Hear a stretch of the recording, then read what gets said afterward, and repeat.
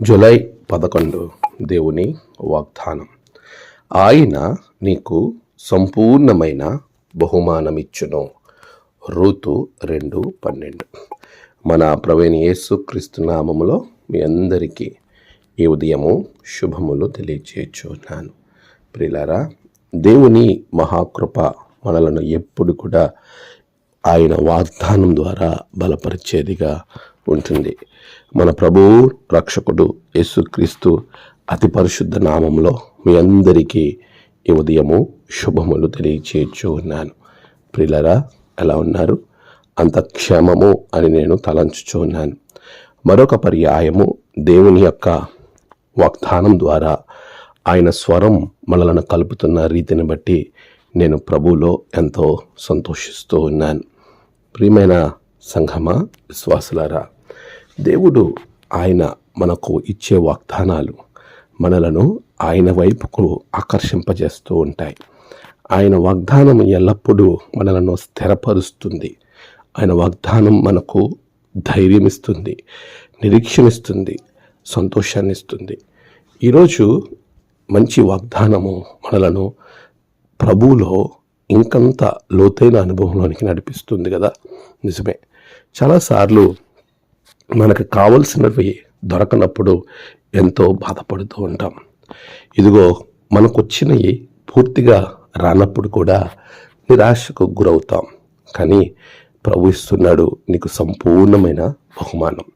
నువ్వు ఏదైతే కోరిక కోరుకుంటున్నావో, ఏది కావాలని ఆశపడుతున్నావో దానిని సంపూర్ణంగా ఇవ్వడానికి ఇష్టపడుతూ ఉన్నాడు. మరి నువ్వు ఆయన వైపుకు తిరిగి ఆయనలో ఉండాలి అని ఆయన కోరుకుంటున్నాడు. మనం చాలాసార్లు ప్రభు యొద్ద నుండి సంపూర్ణమైన బహుమతులు పొందుకోవాలని ఆశపడే వారంగా ఉంటాం. అయితే ఆయనలో సంపూర్ణంగా ఉండడానికి ఇష్టపడేటువంటి వారు మనకి కొరవుగా ఉంటూ ఉంటారు.